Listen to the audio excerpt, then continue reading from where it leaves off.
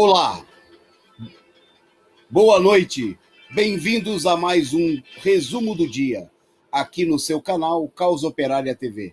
Nosso último programa de 2020, um ano que não vai deixar saudades diante do enorme sofrimento do povo brasileiro, que termina em situações muito difíceis, mas nós estamos aqui para trazer até a vocês as principais notícias do dia, comentar os últimos acontecimentos, porque é no conhecimento da realidade que a gente encontra forças para se organizar e lutar para mudá-las. Então, esse é o nosso objetivo do nosso canal, do nosso programa. Queria, então, saudar a presença de todos vocês e anunciar que hoje, quarta-feira, nossa última quarta-feira do ano, nosso último programa. Então, eu tenho a honra de ter comigo hoje a companheira Andréia Truz. Boa noite, Andréia. Boa noite, Toninho. Boa noite a todos e a todas. Mais um, é o último, de 2020, então é emblemático, Toninho, para a gente fazer até uma análise, o que foi esse ano. Mas essa semana também, por si só, apesar de ser o finalzinho do ano, também tem pérolas para a gente, não é? Mas vamos lá, vamos conversar sobre isso. É isso aí. Bom, anunciando aqui o destaque do nosso programa de hoje, está aí na chamada, o pessoal já comentando no chat, porque nós colocamos aí em destaque a posição assumida publicamente em carta enviada ao governador de São Paulo pelo Tarso Genro, o ex-governador do Rio Grande do Sul, Partido dos Trabalhadores, que fez um chamado a ninguém mais, nada menos do que ao governador João Dória, do PSDB, o Bolsodória, para que ele lidere a oposição ao Bolsonaro, para que ele seja o grande artífice do impeachment do Bolsonaro. Então nós vamos destacar esse assunto aqui, que encerra com chave de ouro de peleguismo.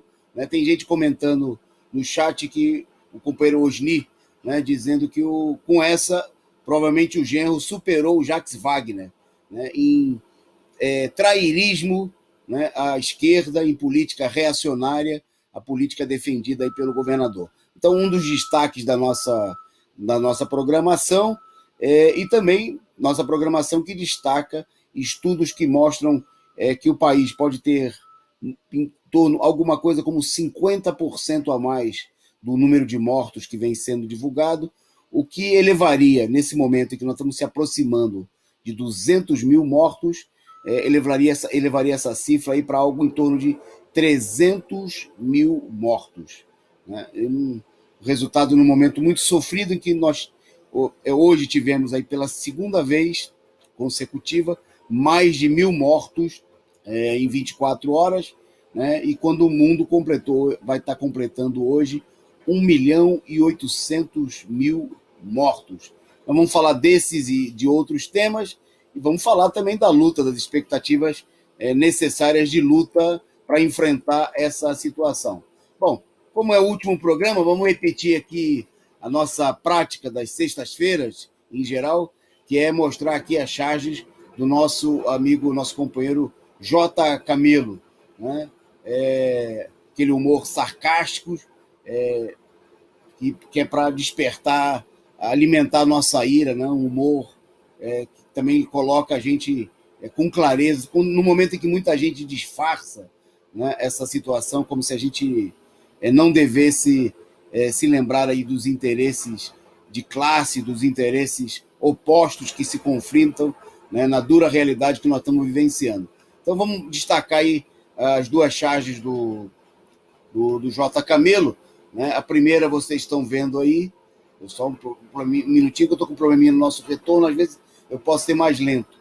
A política de açougueiro do Bolsonaro, que infelizmente eu queria destacar, importante a charge, mas ela mostra que não é só o Bolsonaro que está ao lado do moedor de carne.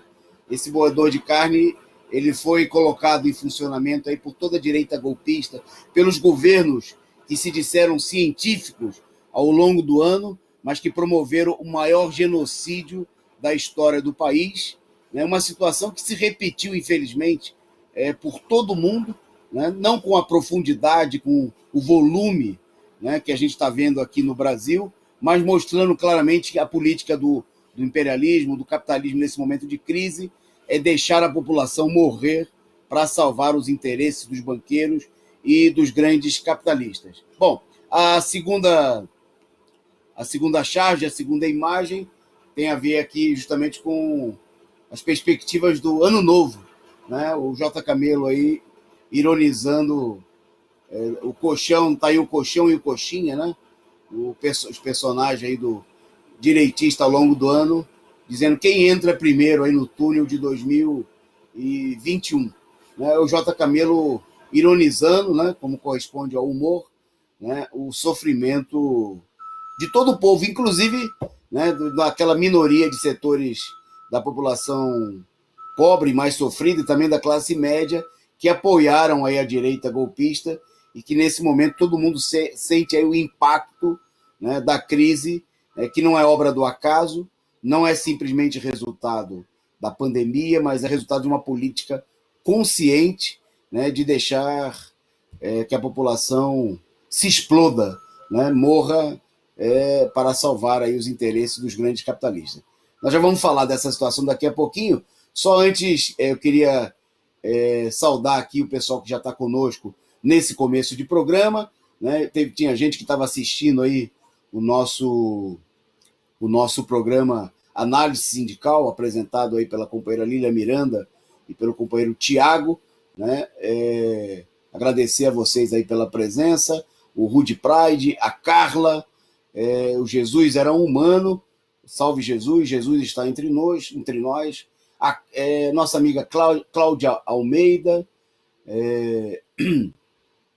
o Luiz Faria, nosso companheiro aí de muitos programas ao longo do ano, a Ana Matos, companheiro, nosso camarada diretamente lá da Espanha, o Ernesto Abdala Filho, muito obrigado, que já chegou aqui mandando o seu superchat, a sua contribuição, dando um bom exemplo a ser seguido aí por todos vocês aí que querem contribuir, né, para sustentar e impulsionar esse canal combativo, revolucionário, a serviço da luta dos trabalhadores ao longo de todo o ano de 2020 e que com certeza, né, vai continuar nessa mesma trincheira em 2021. Muito obrigado aí ao Ernesto Abdala. Boa noite ao Black Belchior, que mandou aqui sua saudação. Tamo juntos.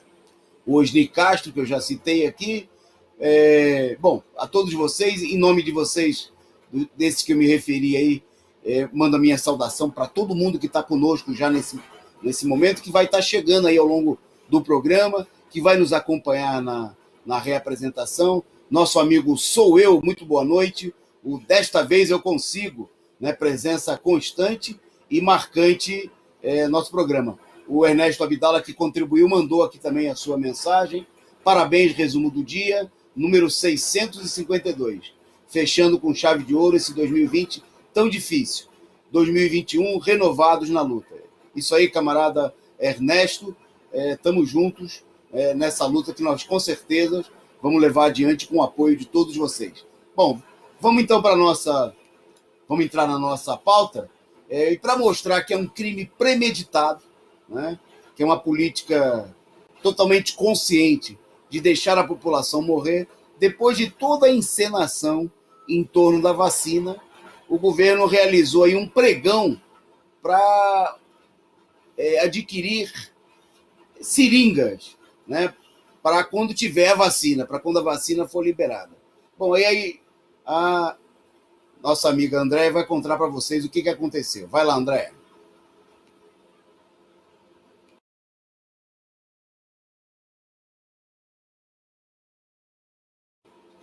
Andréia? Tá. Oi, acho que deu uma falhada aqui, não sei se vocês estão me ouvindo. Estão me ouvindo agora? Sim. Perfeito.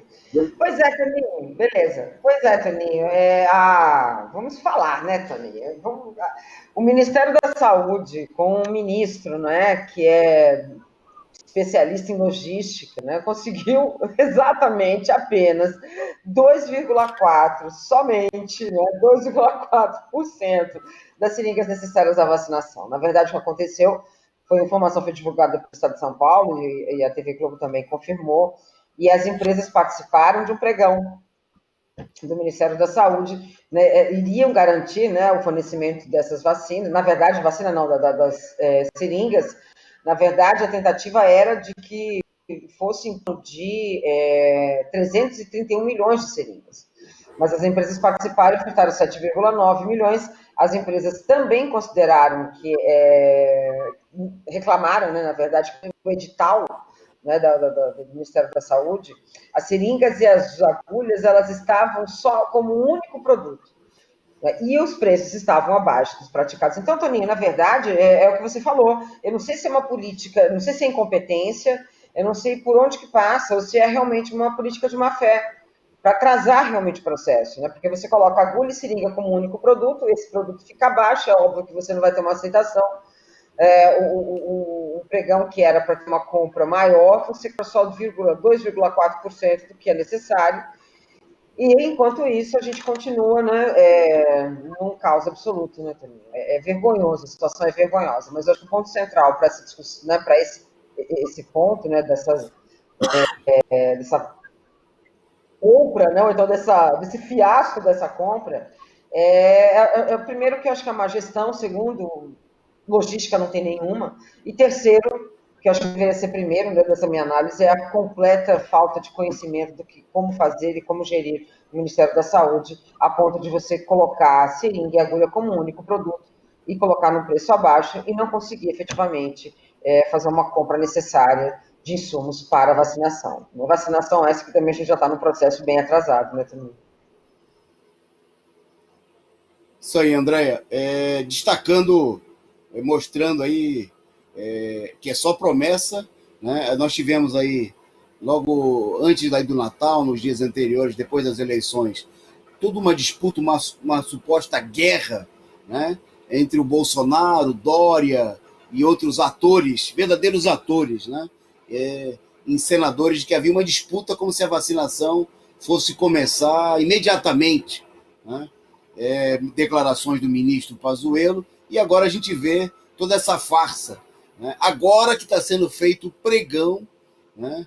E o pregão, como a Andréia destacou aí, esse primeiro pregão, só 2,4% das seringas necessárias à vacinação, né? Mostrando que é tudo um teatro de horrores, né? Para enganar a população, porque ninguém está preocupado, obviamente, com nada, e seguem as mortes e nenhum preparo. Nós vamos voltar a esse tema daqui a pouco. Bom, mas antes da gente, por falar em atores, né, por falar em gente que se dedica a encenar, né, a tentar ludibriar a população, vamos falar do Congresso Nacional, né, da Câmara dos Deputados, onde estão a escola, né?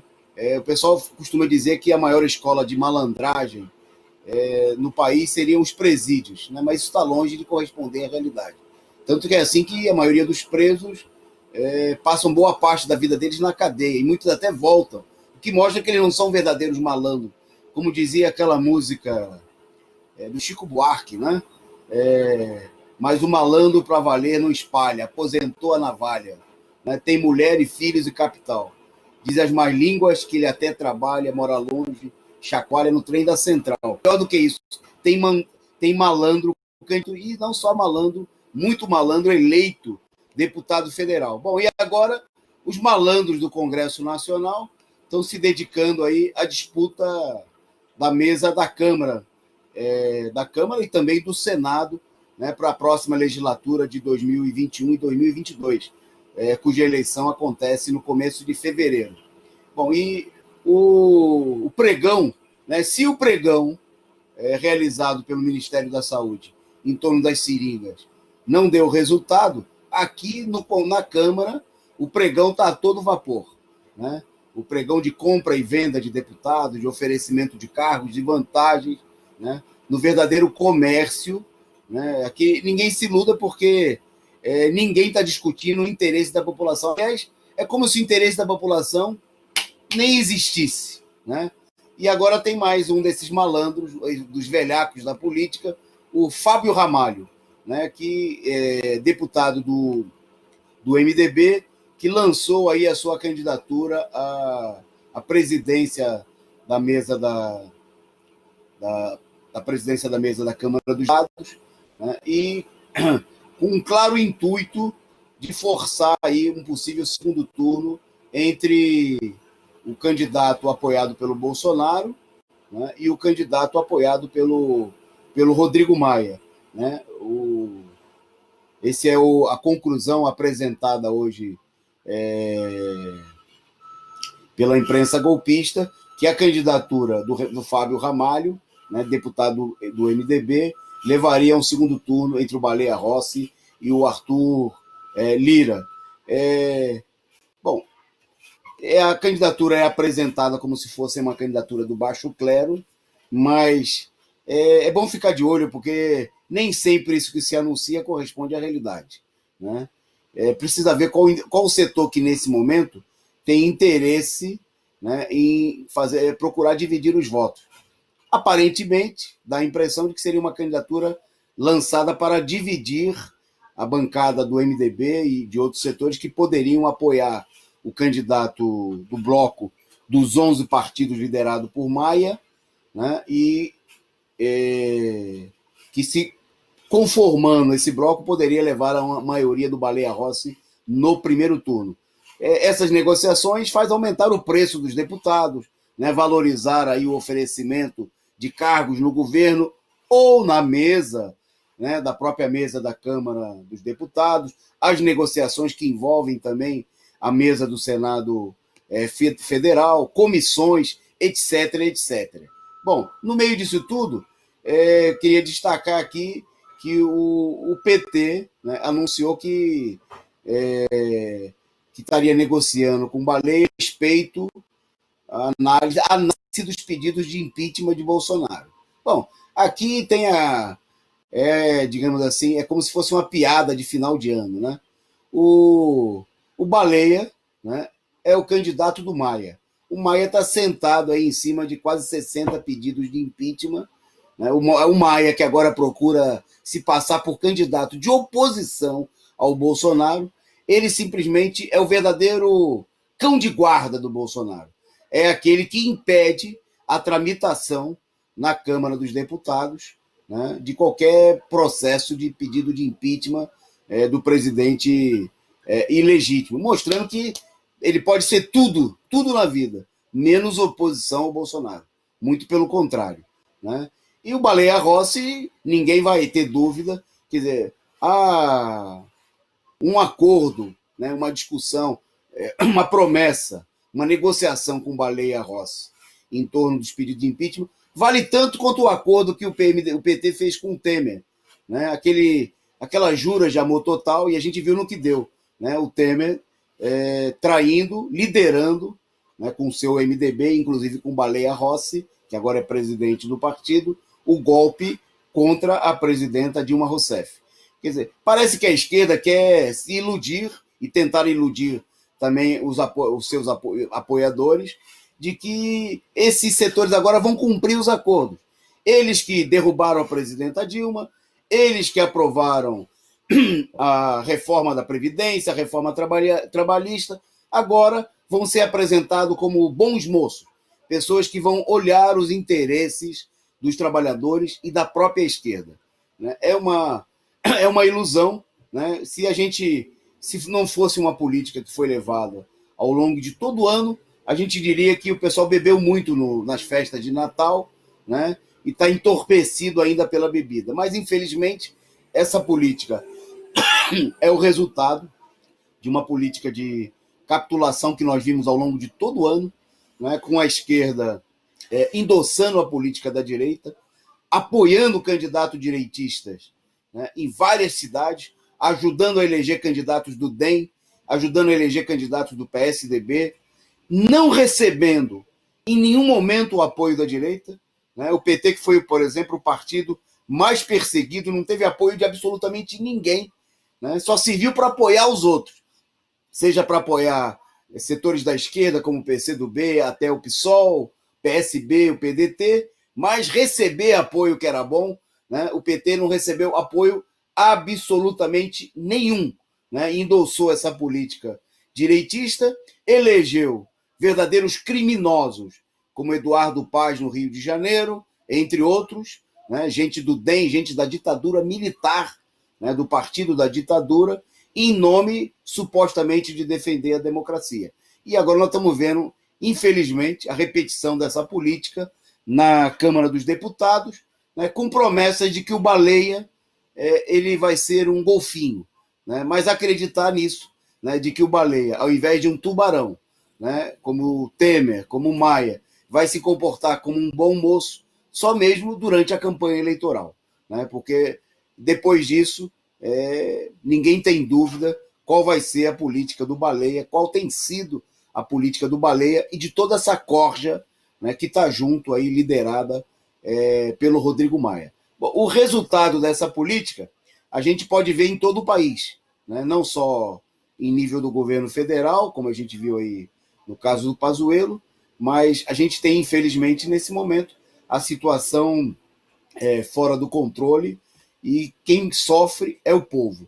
Eu vou passar para a Andréia para contar o que repercutiu hoje na imprensa de desabafo de um médico da situação lá em Manaus, mas que se repete também em todo o país. Vai lá, Andréia.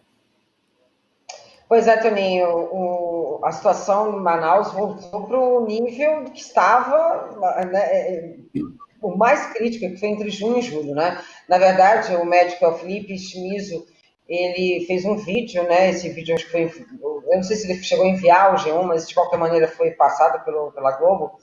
E ele fez nas redes sociais ali, ele relata uma situação assustadora, Toninho. Questão de 48 horas, ele fala que entre 40 e 72 horas esgotou-se muitas das redes, né, e esses leitos importantes, né, porque efetivamente são os leitos ligados à rede privada, né, a rede privada, né, rede particular, também de enfermaria e a internação. Portanto, tem 48 e 72 horas, você já não tem mais absolutamente nada. Ele falou que, né, ele fala assim, a gente está se virando como pode para receber os pacientes de Covid, muitos casos novos, infelizmente estão evoluindo de uma maneira muito mais avançada e que é uma situação devastadora não ter leitos. E ele fala também de uma coisa que eu acho que é importante a gente relatar, Toninho, que é a falta de material. Portanto, nós estamos voltando a mais uma fase, né, falta de planejamento, falta de organização, em que os estados começam a sentir também falta de medicamento, não é medicamento, mas enfim, insumos, né, que você precisa para material para você ventilar, enfim, e material para o uso nas UTIs, né? Ele pede, né, na verdade, ele fala dos aumentos, né, de internações no Covid, fala que familiares e pacientes, né, relatam essa lotação, portanto, é um medo geral, né, da população. Até segunda-feira, dia 28, era mais de 5.100 pessoas que já tinham morrido de Covid e mais de 600 estavam internadas. Ele é clínico geral, trabalha na linha de frente, né, esse médico que fez o vídeo, e o relato dele é muito triste, Toninho, porque a gente não pode esquecer, né, que, na verdade, é um grande desabafo, até porque a situação de Manaus, Manaus já vivenciou uma situação bem precária, né? Então, mais um momento, mais uma vez, em que a gente assiste. Não dá nem para dizer que acabou uma onda, que chegou outra, mas que a gente continua numa onda permanente muito forte, e com essa onda permanente muito forte, uma desorganização também efetivamente forte. Seguindo aqui na nossa pauta, mas não sem antes saudar e agradecer aqui ao Jesus Era Humano pela sua mensagem, sua figurinha, mandando aqui, contribuindo com o nosso programa, né, pedindo você que siga o exemplo de Jesus. Né? Jesus merece ser seguido. Pelo menos Jesus era humano que participa aqui conosco do nosso programa. Né? Agradecer também aqui a participação, a presença aqui no nosso chat do Júlio César Reciclador, da Ana Rosa, do nosso amigo Luiz Preza, né? Muito obrigado a vocês. Agradecer aí, desta vez eu consigo também pela sua figurinha, com a sua contribuição, seu stick, sua contribuição aqui com o nosso programa, e nós precisamos muito da sua contribuição, seja o valor que for, ela tem uma importância material, porque ajuda a gente a manter o dia a dia aqui do nosso canal, e também a importância política, né, da gente sentir aí a solidariedade dos companheiros que entendem a importância, né, de sustentar esse canal combativo, revolucionário, independente. Então, contribua. Você pode contribuir tornando-se membro, como a maioria dos companheiros que nos assistem aqui, que estão com o nome aqui de verde, sendo membro do nosso canal e contribuindo mensalmente com o nosso programa. E sendo membro ou não, você pode mandar a sua contribuição instantânea. Essa que o pessoal está fazendo aí, que fez o companheiro Ernesto Abdala, o Jesus Era Humano, desta vez eu consigo, aquela contribuição que você manda na hora, superchat, pelo sticker, também na vaquinha da Causa Operária TV, né? Fique à vontade para contribuir, nós precisamos muito da sua contribuição, foi ela que manteve o nosso canal funcionando e ampliando a sua programação, né, ao longo de todo esse ano de 2020, em que nós se tornamos aí o primeiro canal 24 horas no ar, né, com uma programação ampla, variada, cultura, esporte, muita notícia, né, programas de vários setores, programas de mulheres, da juventude, dos negros. Então faça aqui também como nosso amigo Scott Ross e contribua, né? Nós precisamos aí muito da sua contribuição.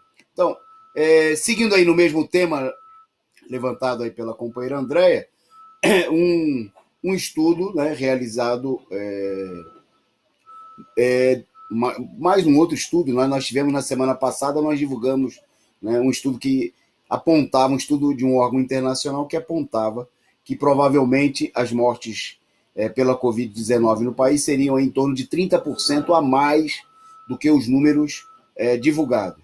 O próprio ex-ministro da Saúde, o Nelson Teich, declarou que o país deveria ter, naquele momento, pelo menos 30 mil mortos a mais. Quer dizer, é de um cretinismo, é quase uma confissão, né, de um cínico que passou por lá, né, que fez parte dessa política. Bom, mas a notícia sempre pode ser pior, né? E agora, um conjunto de estudiosos, né, da escola, como o engenheiro Miguel Buelta, professor titular da Escola Politécnica da USP, recorreu aos registros brasileiros de óbitos por síndrome aguda respiratória grave, né, para apresentar conclusões muito importantes. O mais destacado dado era o seguinte, né, uma comparação com os dados de 2019. Então, indo aos números, em 2019, o Brasil contabilizou 4.852 mortes por síndrome respiratória aguda. Já no ano de 2020, o número de óbitos por essa mesma condição estava no dia 1º de novembro, né, que era a base de dados que ele tinha disponível quando realizou esse estudo. Já haviam 229.100 pessoas mortas por síndrome de doenças respiratórias agudas, né? Quer dizer, desse total, 151 mil, naquele momento, 1º de novembro, tinham sido registradas como Covid-19.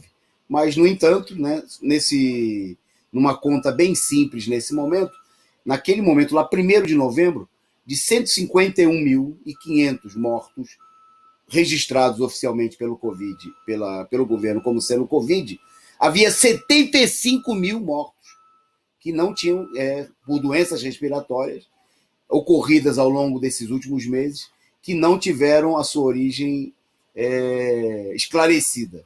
Mas que, obviamente, num ano, veja só, aconteceram 500 a mais, 700, 7 mil, não, 75 mil. No ano de 2019, o total tinha sido de 4.852. Nesse ano, 229 mil até 1º de novembro. Quer dizer, eram 75 mil a mais do que o número de mortos divulgados até aquele momento pelo governo. Quer dizer, esses e vários outros estudiosos apontaram aí que a defasagem, né, inclusive mostrando claramente o seguinte, que muitas pessoas que foram sepultadas com essas doenças respiratórias, elas nem chegaram aí a passar pelas UTIs, nem fizeram testes, né? porque o número de testes é baixíssimo em todo o país. Então, a estimativa feita que pelo menos 50% de mortes a mais por Covid do que apontam os dados oficiais. Então, se a gente atualizar, né, essa situação com os dados de hoje, que nós estamos se aproximando, ultrapassamos aí 192 mil mortes, estamos se aproximando das 200 mil, quer dizer, a estimativa, 50% a mais, a gente chegaria facilmente, né, infelizmente, a um número de 300 mil mortos. Né? É um genocídio sem tamanho, é um número avassalador, né, que a imprensa golpista ajuda a esconder, né, junto com todos os governos da direita. Né? Vocês estão lembrados que quando o Bolsonaro começou a não. Levantou a hipótese, quando assumiu lá o ministro Pazuello, de que não ia haver divulgação diária dos dados da Covid. A imprensa montou um consórcio, né, um consórcio da imprensa golpista, dos grandes órgãos, da Folha de São Paulo, do Globo, do Estadão, para divulgar, né, as mortes de Covid. Bom, o que aconteceu é que não mudou nada, né? Todo dia os números por esse consórcio, né, da imprensa golpista, com base supostamente nos dados da Secretaria Estaduais de Saúde, são muito semelhantes. Né? Eles escolheram horários diferentes, o governo divulga à tarde e o consórcio divulga à noite, que é para deixar tudo do mesmo jeito. Né? Bom, mas essa situação, hoje o país, segundo os dados, agora à noite, de agora a pouquinho, o país estaria atingindo 193.900 mortos, 194 mil mortos, né? Mas os analistas estão dizendo que esses números são tudo fajutos e que seriam pelo menos 50% maiores. Quer dizer, o país vai encerrar o ano de 2020 com quase 200 mil mortos oficiais, mas na realidade, né, são cerca de 300 mil mortos. Evidentemente tem falsificação no mundo inteiro, né? Mas se tem uma coisa que o governo Bolsonaro, o governo e os governos da direita são especialistas, é justamente nisso. Aqui se montou uma cortina de fumaça, né, em que há um conluio, né, de toda a direita, com apoio, inclusive, de setores da esquerda que não denunciam essa situação, né, e que buscam um entendimento com setores golpistas, como nós vamos ver daqui a pouco. Bom, agradecer aqui a companheira Maria Ângela Abducci pela figurinha simpática com a sua contribuição. Muito obrigado, querida Maria Ângela, que esteve conosco aqui durante todo o ano aqui no nosso programa, né, como muita gente que nos acompanha aqui nessa transmissão. Ela que manda aqui o seu recado, viva o PCO. Obrigada, diz ela, queridos companheiros do PCO, por tantos esclarecimentos e aprendizados, desde que encontrei este grande partido revolucionário. Muito obrigado e, com certeza, Maria Ângela, nós vamos seguir juntos nas lutas ao longo de 2021, com você e com todos os nossos amigos aqui do canal Causa Operária TV. Bom, avançando na nossa pauta, no momento de tanto sofrimento, né, com 300 mil pessoas mortas, né, praticamente não há família que não tenha sido atingida, que tem um parente, que tem um amigo. O Bolsonaro, né, que está fazendo aí estrepolias, aí, campanha eleitoral de final de ano, anunciou hoje mais um duro ataque contra os trabalhadores. Vai lá, André, é com você.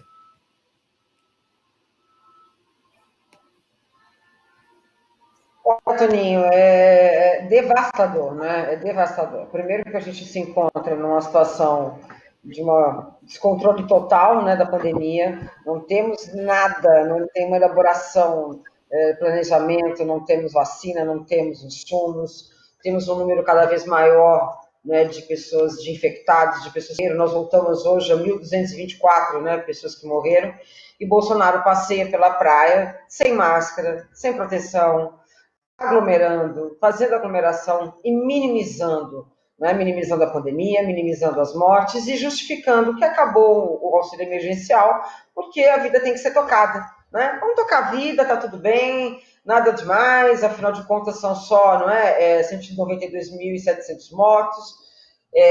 Então ele pede para que as pessoas, né, toquem a vida, enquanto isso reclama dos governadores, na verdade ele faz uma crítica aos governadores que pedem isolamento social nesse momento, mostra mais uma vez, né, o despreparo dele com relação a uma pandemia, né, aglomerando na praia, fazendo todo um tipo de desordem. Mas acho que o ponto central, Toninho, é isso, né, é lidar com o descaso. Ano que vem, né, daqui 2 dias, né, as pessoas que recebem auxílio emergencial, as pessoas que não passaram fome, as pessoas que, de certa maneira, tiveram condições de pagar até seus aluguéis, né? Não pode esquecer as mães, sobretudo as mães solos, né, as mulheres solos que têm seus filhos e que tiveram o auxílio emergencial dobrado, teve um papel efetivo para segurar, não é, a fome também, segurar moradia, né? Então, Toninho, essa semana saiu a capa da Veja com o Guedes, né? O ano do cara, uma coisa mais ou menos assim. Que ano é esse, né? Nós vamos ter uma concentração de riqueza na mão de meia dúzia, em detrimento de uma população que vai ficar desamparada, né? Sem auxílio emergencial, sem condições de ter uma saúde, né? Porque o sistema de saúde, porque você tem aí o SUS já completamente, né, ocupado, sem perspectiva de uma vacina, sem perspectiva de uma saída econômica. É caos, né? É caos. A gente vai entrar para 2021, a gente já entra em 2021 enfrentando incerteza, enfrentando uma crise, enfrentando uma irresponsabilidade, mas tudo em nome daquela política ultra neoliberal que levou o golpe, né, que botou a Dilma e a esquerda nessa encruzilhada. Né? É triste demais, né? E revoltante também. Eu espero que a gente, né, que a esquerda esse ano de 2021 seja um pouco mais pé na porta, sabe? Porque tá demais.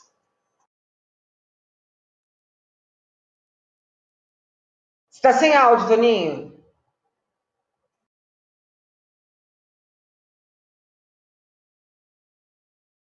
Continua sem áudio. Macabro. Agora sim. Agora sim. Beleza. Para não ficar apenas em temas macabros, né?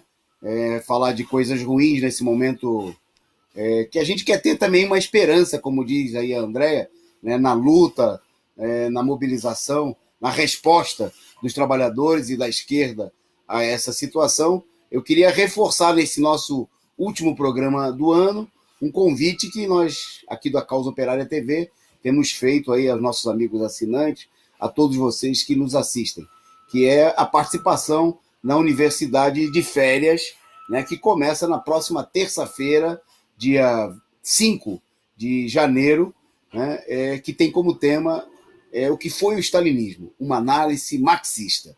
Né? Então, eu queria convidar você, reforçar o convite a que você participe conosco, né, que você, se você ainda não se inscreveu, né, como já fizeram aí, cerca de 900 pessoas já confirmaram presença nesse que vai ser com certeza, né, a maior atividade de formação política marxista do Brasil e quiçá do mundo.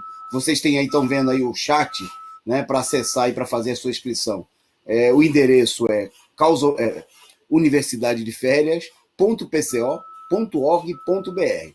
Repetindo, universidade de férias.pco.org.br. Você pode acessar lá, se você ainda não fez, e ajudar a gente a bater a meta, que é ter 1.000 pessoas, né, participando desse aí, que é o maior evento de formação marxista do mundo nesse momento, né, fazer a sua inscrição. Vamos mais uma vez pedir para a produção colocar aqueles telefones, né, que muita gente entrou em contato com a gente aqui. Você pode entrar em contato se tiver dúvida aí sobre a própria atividade, sobre o curso, que vai ser às terças e quintas, e vai ter as aulas ministradas pelo companheiro Rui Costa Pimenta, né, presidente nacional do PCO, e lembrando também que você pode, né, fica o nosso convite, várias pessoas aqui, vários amigos aqui do canal já o fizeram, entrar em contato conosco e mandar a sua contribuição para adotar aí um bolsista, né, um jovem, um trabalhador desempregado que quer fazer uma, está sem condições aí de inscrição nesse momento, né, e a gente precisa aí da sua contribuição, né, fazendo a inscrição. O curso ele vai ser aberto exclusivamente para as pessoas inscritas, né? Desta feita não vai ter transmissão, não vai ter sinal aberto aqui do nosso canal, né? vai ter toda uma dinâmica de materiais, disponibilização da biblioteca marxista, textos inéditos, né, sobre o tema do stalinismo, né, de importantes e renomados marxistas, né, e mais de 40 horas de aula que vão ficar à disposição, né, daquelas pessoas que se inscreverem, né, e dessa maneira também contribuírem, né, com essa empreitada fundamental. Isso é muito importante porque sem teoria revolucionária não há ação revolucionária.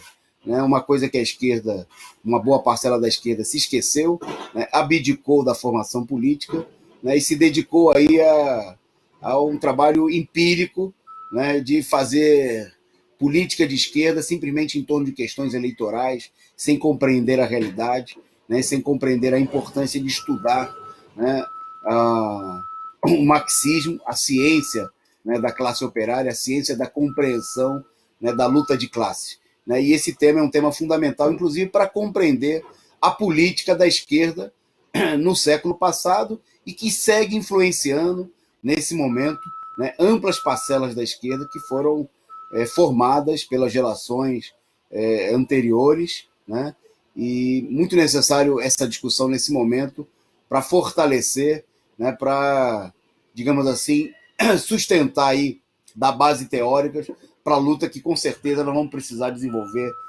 ainda com maior firmeza no próximo ano. Bom, a Andréia falou do fim do salário, do auxílio emergencial, né, o que coloca muita gente numa situação de penúria. Bom, mas tem mais uma outra notícia. Notícia do Bolsonaro ruim nunca vem sozinha. Né? O Bolsonaro também hoje anunciou o valor do novo salário mínimo. Fala aí, Andréia, vai lá. Pois é, Toninho. Na verdade, eu até segurei, porque eu já ia colocar toda a notícia naquela anterior. Eu falei, não, calma, porque vamos aos poucos, a situação nada que é tão ruim que não possa piorar. Na verdade, para os assalariados, né, para os trabalhadores, né, trabalhadores e trabalhadoras do Brasil assalariados, o novo salário mínimo agora chegou ao valor de R$ 1.100. Toninho, nós tivemos um aumento de 5,26% em relação ao valor atual, que é de R$ 1.045. Vai ser concedido, então, por medida provisória, né? E vai ser assinada pelo presidente. Na verdade, foi assinado já hoje.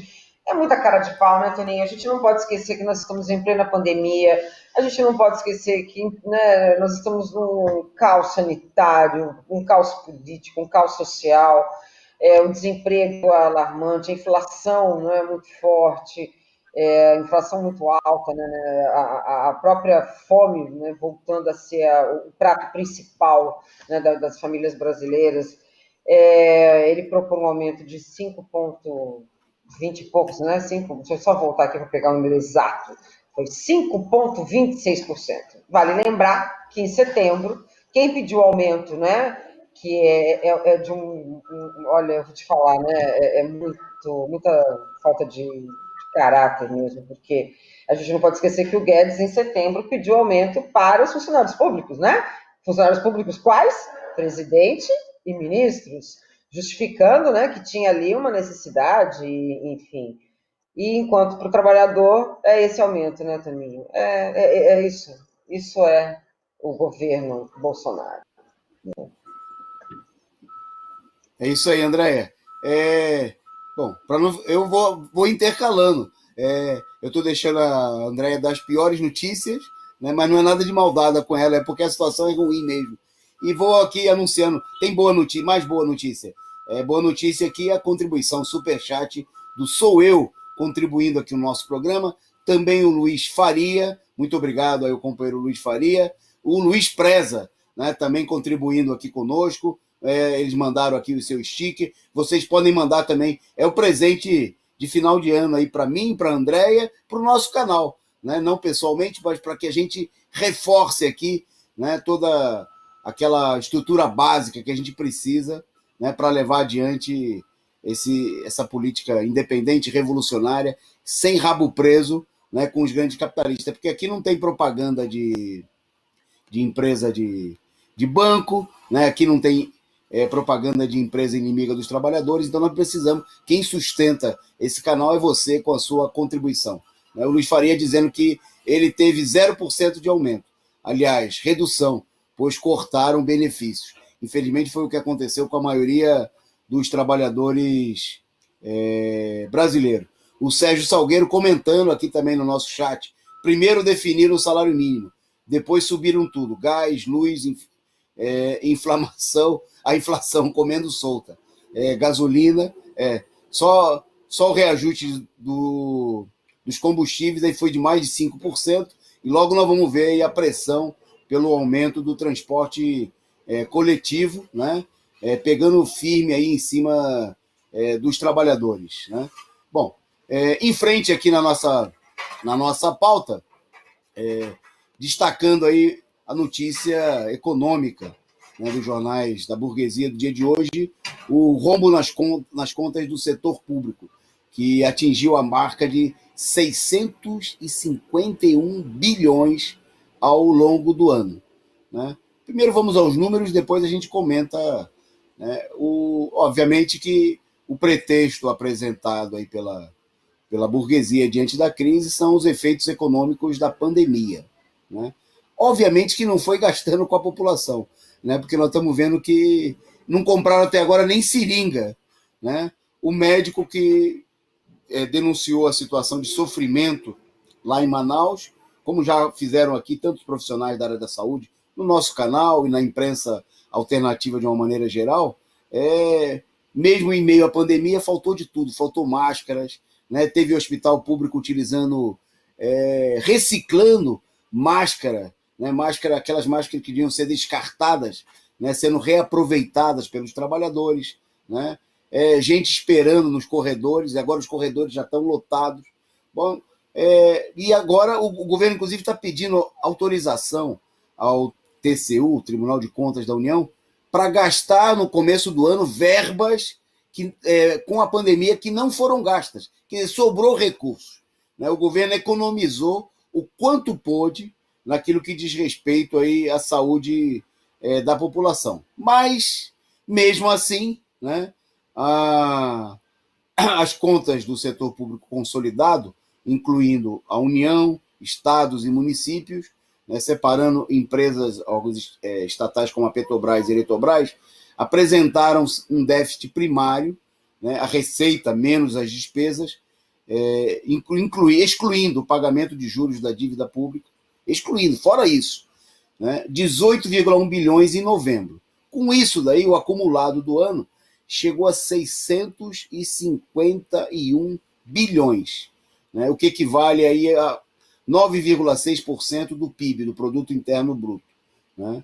Quer dizer, é uma conta altíssima. O mais grave, queria chamar a atenção para nós, né, a burguesia está muito preocupada com essa situação, obviamente, porque a preocupação com a gerência dos recursos públicos. O problema não é que obviamente que esses recursos, né, não foram usados para salvar a população, né, para aplacar a fome que cresce assustadoramente em todo o país, né, para garantir aí recursos para a saúde, para melhorar o salário dos trabalhadores, nem de longe. É que nós estamos vendo que, em meio à crise capitalista, cresce, né, assustadoramente aí a dependência dos sanguessugas, dos tubarões capitalistas do próprio Estado. Então, é muito dinheiro para salvar os bancos, é muito dinheiro, como a Andrea denunciou, lembrou agora há pouco, nós denunciamos aqui ao longo do ano, para aumentar o salário dos altos escalões, né, de todas as esferas do governo, do judiciário, do legislativo, do executivo, né, transferências para as grandes empresas e o povo que se dane, né? Então, o que é um problema maior numa dívida, né, você veja o caso de uma família endividada, né, o problema maior não é o endividamento em si, se pelo menos a situação de miséria, a situação de vida da família, ela conseguiu ser minorizada, né? No caso que nós temos aqui no Brasil, um rombo enorme nas contas públicas, mas nada disso refletiu efetivamente em melhorias das condições de vida da população. É a mesma política que a gente vê praticamente em todo o mundo, né, em que há um esforço para salvar aí as empresas capitalistas. Não é à toa que os bilionários, né, no Brasil e no mundo ficaram ainda mais ricos, viram crescer a sua fortuna, né, nesse ano de pandemia. Né? A vida não foi dura e sofrida para todo mundo. Né? Teve gente que lucrou e ganhou muito dinheiro com a crise. Está terminando o ano sorridente, feliz, né? Tirando vantagem da desgraça, da miséria e da morte, né, de agora, nesse momento aí, 1.800.000 pessoas. É isso, André? Em todo mundo? Pois é, Toninho, é um número muito triste a gente pensar que vamos fechar o ano com quase, né, 2 milhões de mortos. O mundo passa, então, hoje a 1.800.000, tem um número, 1.800.400 mortos. São 82.510.560 casos e recuperados 46.640.066 casos, né? Desses números totais, a gente tem aqui os 5 primeiros países, né, que estão liderando, né, efetivamente o número de casos e de mortes. No primeiro lugar, os Estados Unidos, né, com 19.655.574 casos, com o número de morte em torno de 340.553. Depois vem a Índia, né, com o número de 10.244.852 mortes, casos, mortos 148.439. Na verdade, a Índia ela está à frente em número de casos, mas está atrás em número de mortes. O Brasil tem 192 mil, no caso, são 300 mil, né, Dani? Mas aqui são 192.681 casos, portanto, mesmo assim, né, de mortos, né? E casos, 7.563.551. A Rússia está com um número de 3.073.923 casos e mortos em torno de 55.107, né, um número bem abaixo com relação aos Estados Unidos e Brasil. E a França, 2.600.496 mortos e 64, casos e mortes, 64.381. Lembrando também, né, Toninho, que ainda tem essa nova cepa, né, chegando ali no Reino Unido, a gente não sabe uma insegurança total do que vem a seguir, né? Depois tem o próprio Reino Unido, que tem 71.567 casos, né? A Turquia também vem atrás, depois Itália e Espanha. Os números são tristes demais, né, Toninho? Agora, pelo menos a boa parte desses países já estão, né, com a esperança e a possibilidade, né, de uma vacina. Enquanto nós viramos piada, né, Toninho? Não sei se você viu, mas teve um jornal, acho que foi um jornal francês, acho que foi o Le Monde, não sei se foi um jornal na Europa, tentando explicar quem era o Dorico Paraguaçu para poder explicar o Bolsonaro para os seus leitores. Então, você faz ideia, né?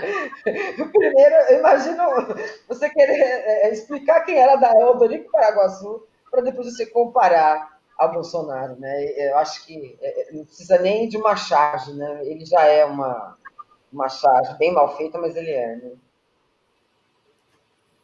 Ok. Agradecer aqui a companheira Lenise Arneiro Teixeira, que mandou aqui o seu superchat com a sua mensagem. Presentinho de Natal, embora eu seja ateia, brincou ela. Vamos dividir o 13º. PCO merece tudo de bom, está me preparando para a revolução. Obrigado a todos vocês.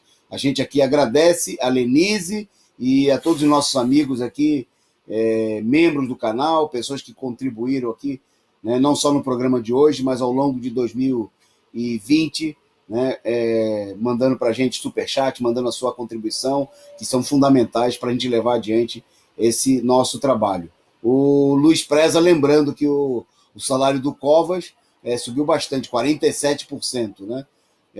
A Maria Ângela comentando que eles ganham fácil tirando dos trabalhadores. Né? O Luiz Preza também se referindo a esse problema salarial, dizendo que mais de 4 mil milicos com extras na conta. Né? A Ângela Silva, boa noite aí, a nossa companheira, falando da infâmia, né, dessa situação dos militares. Né? Boa noite aí para todos vocês, muito obrigado. A Ângela Silva também comentando que minha sogra contou que a prefeita da cidade para a qual ela trabalha colocou um milico de olheiro no departamento dela. A situação que acontece lá em cima e se espalha por todo o país, não é isso? Bom, eu pulei aqui um tema importantíssimo da pauta de hoje, deixei para trás,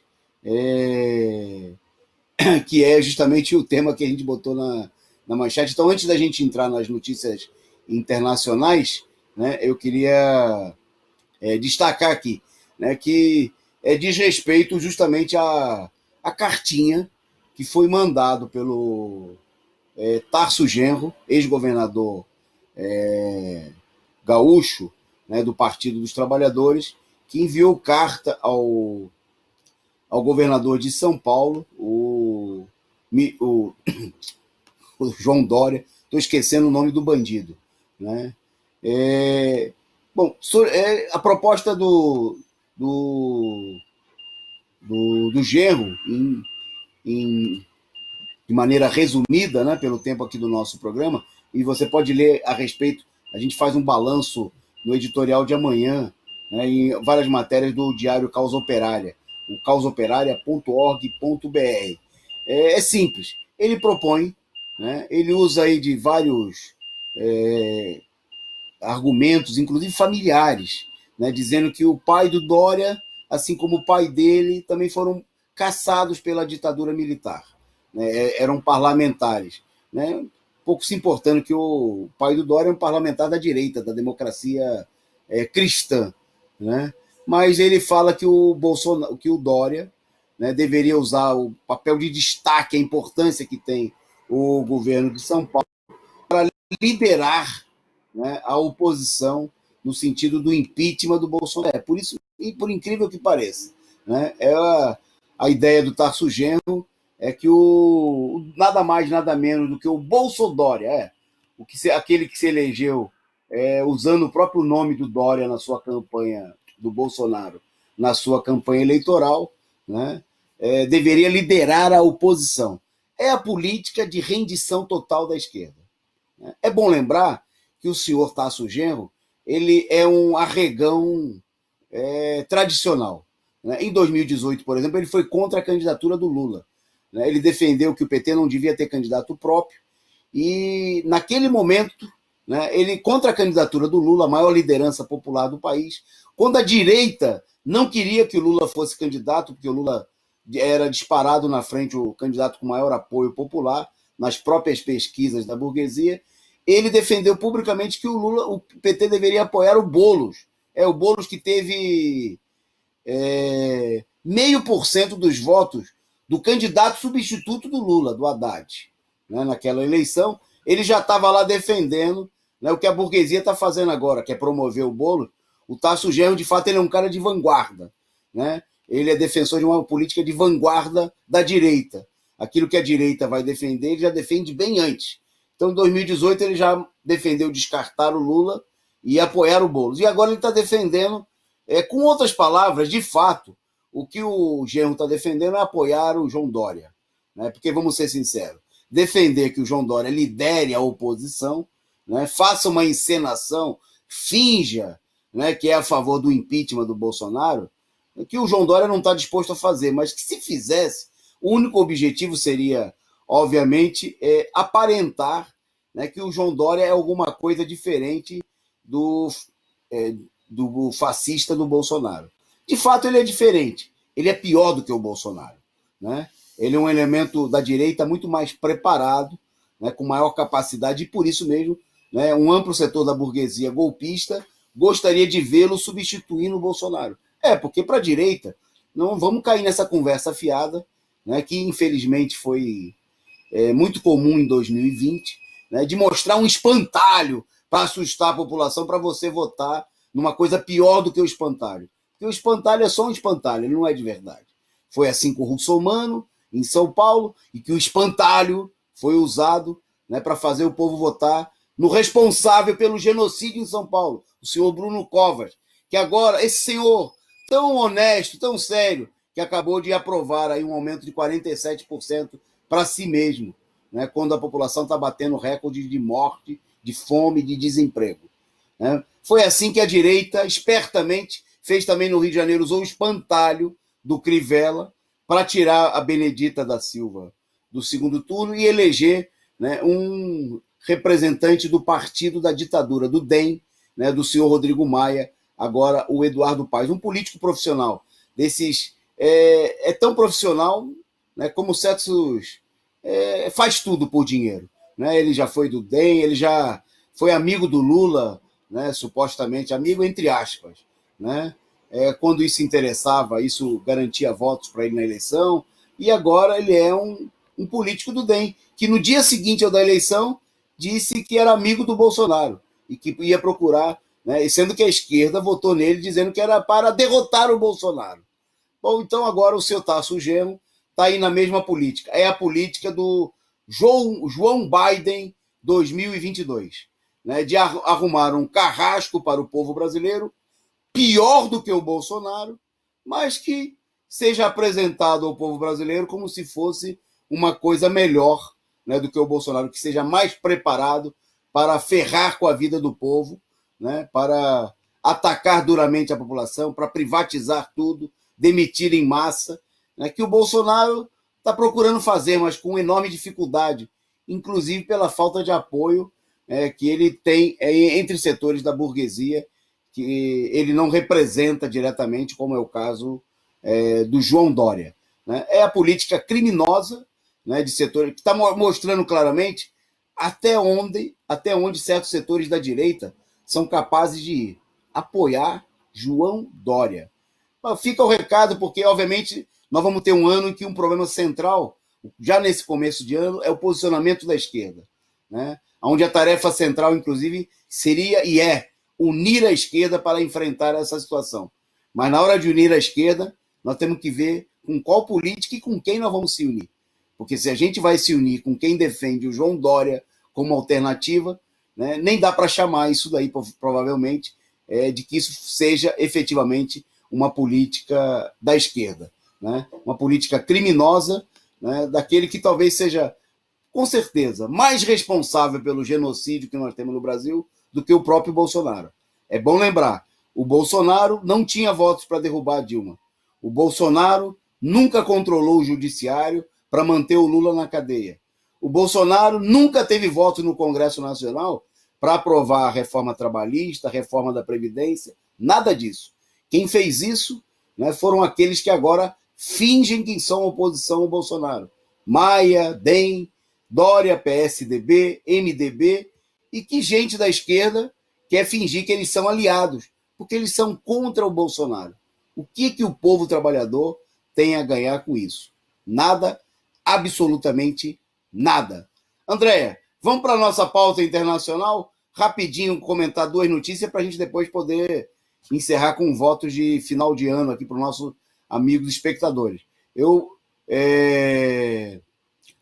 vou só destacar rapidamente que a Bolívia, né, seguindo os passos da Argentina e da Venezuela, aderiu à vacina Sputnik, né, encomendando aí 5 milhões de doses, né, da vacina. A compra foi realizada no dia de hoje, e apesar de que a encomenda deve ser entregue apenas em março, mas é uma iniciativa, né, de um país muito pobre, com dificuldade, e buscando uma vacina que tem mostrado eficiência e preço baixo, né, ao contrário de outras vacinas aí muito alardeadas pela imprensa golpista, que custam até 20 vezes mais, né? E o presidente boliviano, Luiz Arce, disse que estavam procurando garantir 5 milhões de doses para o povo boliviano. É pouco ainda, né? Eles dizem que serão necessárias outras vacinas para cobrir 80% da população. 11 milhões e meio de habitantes, segundo o próprio presidente. Mas é uma iniciativa. É bom lembrar que a Bolívia registrou 9 mil mortes, o que é um número muito elevado, mas que é inferior, mesmo nas condições de um golpe de Estado, né, de extrema dificuldade naquele país, menor do que a cidade de São Paulo, governada pelo PSDB, do senhor Bruno Covas e do governador João Dória.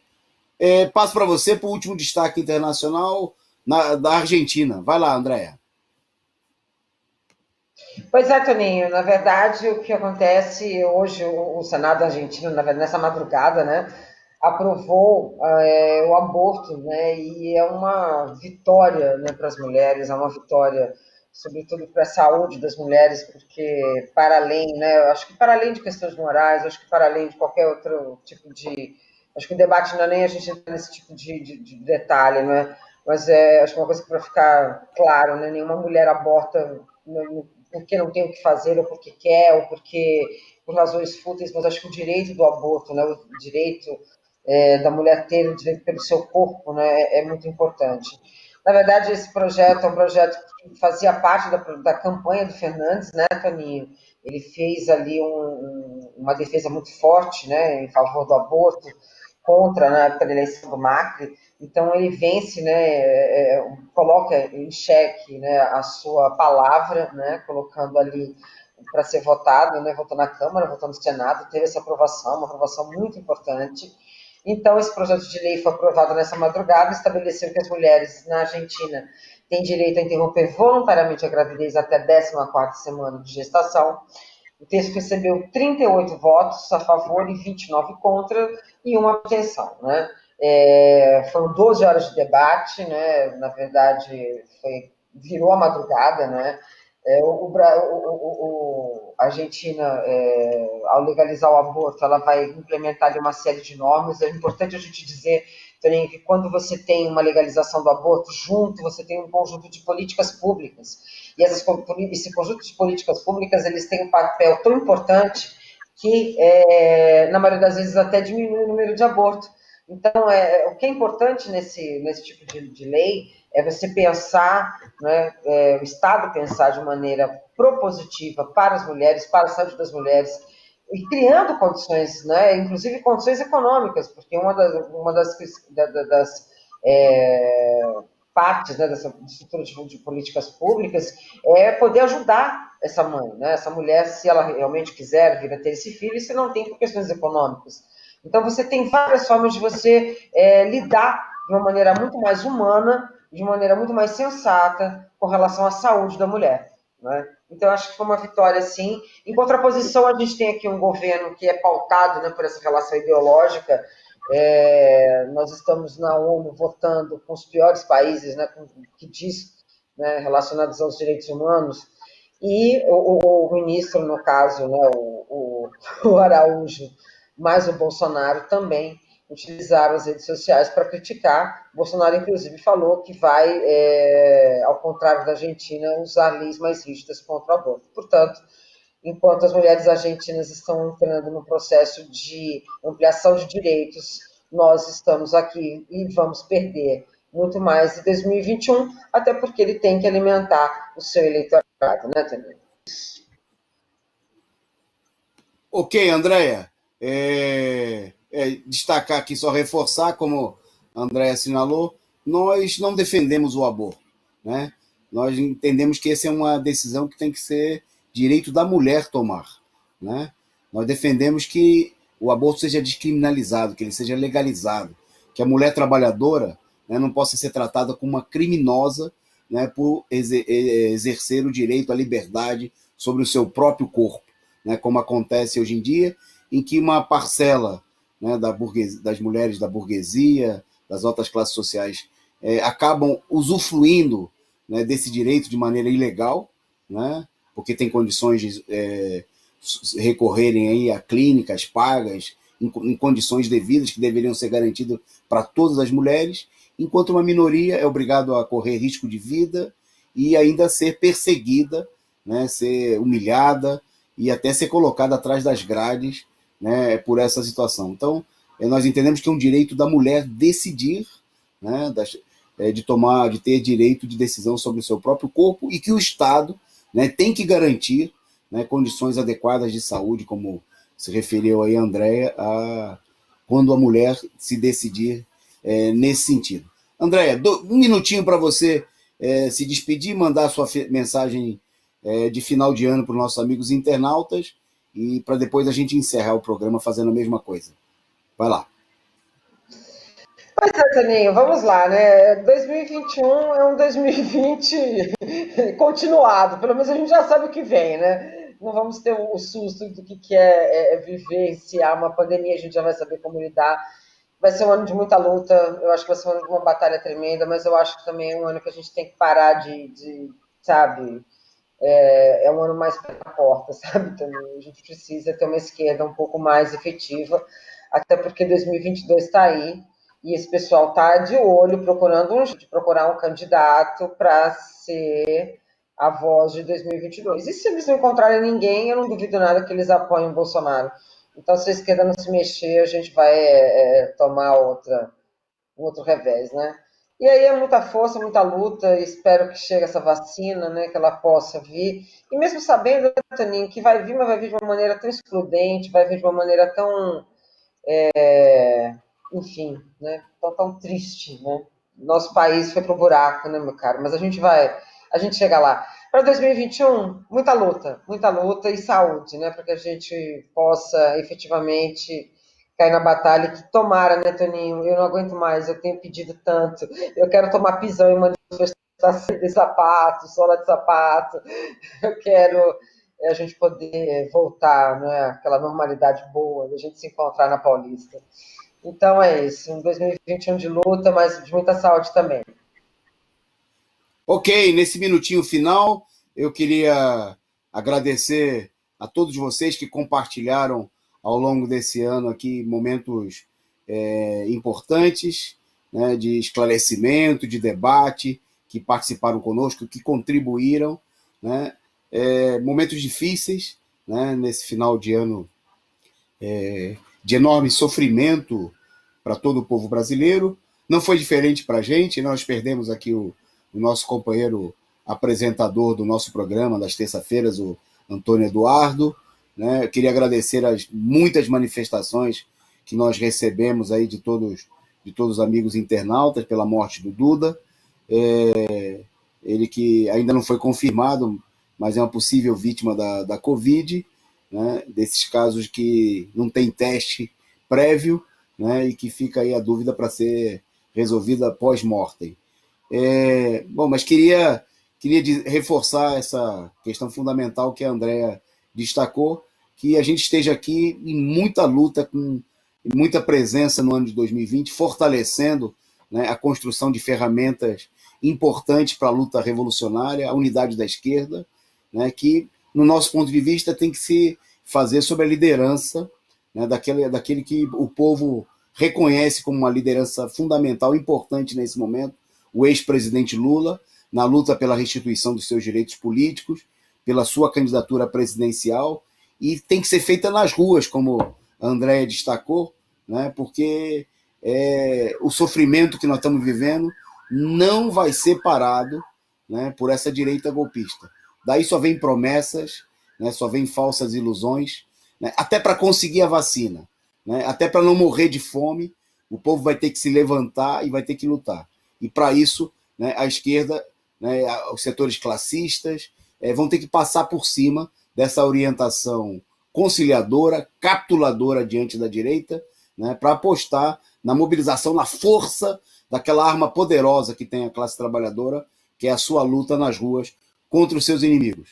Que 2021 seja de luta por fora Bolsonaro e todos os golpistas, né, e por Lula presidente e pelas reivindicações dos trabalhadores. Um abraço muito forte até vocês e até segunda-feira com mais um Resumo Dia, já no ano de 2021. Um abraço. Abraço, Andréia. Tchau, tchau. Falou, Obrigado, Volney. Toninho. Valeu, Volney. Muito obrigado.